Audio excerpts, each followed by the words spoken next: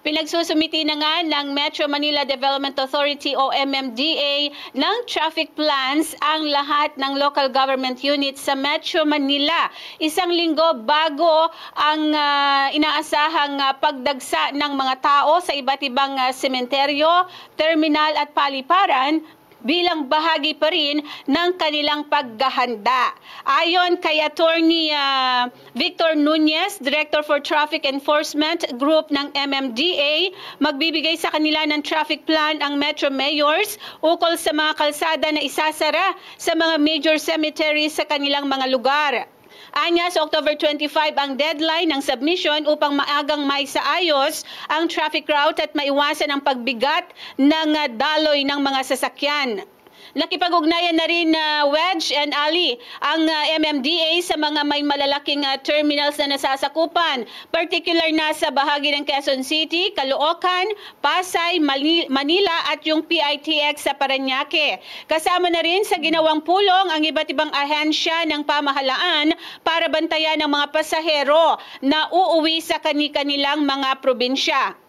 Anya, magdi-deploy sila ng 1,257 personnel at ipatutupad yung no day off, no absent policy sa panahon ng natin yan mula kay Ate Eden Suarez Santos. Good morning, Ate Eden. Yes, Wedge. Good morning sa iyo at syempre kay Ali. Magandang umaga sa inyong dalawa dyan.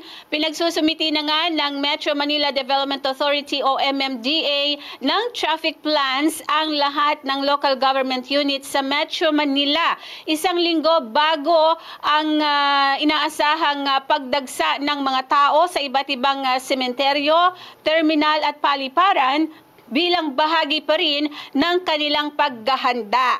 Ayon kay Attorney Victor Nunez, Director for Traffic Enforcement Group ng MMDA, magbibigay sa kanila ng traffic plan ang Metro Mayors ukol sa mga kalsada na isasara sa mga major cemeteries sa kanilang mga lugar.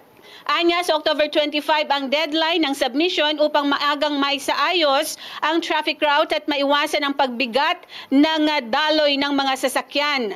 Nakipag-ugnayan na rin Wedge and Ali ang MMDA sa mga may malalaking terminals na nasasakupan, particular na sa bahagi ng Quezon City, Caloocan, Pasay, Manila at yung PITX sa Parañaque. Kasama na rin sa ginawang pulong ang iba't ibang ahensya ng pamahalaan para bantayan ang mga pasahero na uuwi sa kani-kanilang mga probinsya. Anya, magdi-deploy sila ng 1,257 personnel at ipatutupad yung no day off, no absent policy sa panahon ng long weekend upang masiguro ang augmentation ng kanilang enforcers. Maglalagay din ng mga help desk sa mga itatayong tent sa pangunguna ng mga LGUs, kasama rin ang iba't ibang sangay ng pamahalaan. Gagamitin din anya ang MMDA Command Center 24/7 para i-monitor ang mga malalaking terminal at malalaking public cemeteries na dadagsain sa November 1. Mamaya ay naasahang magkakaroon ng press briefing dito sa Malacanang si DILG Secretary John Vic Remulla at aalamin din natin kung ano pa yung kanilang mga magiging paghahanda para dito sa long weekend. Let's get together, Sunday 25. Sunday 25.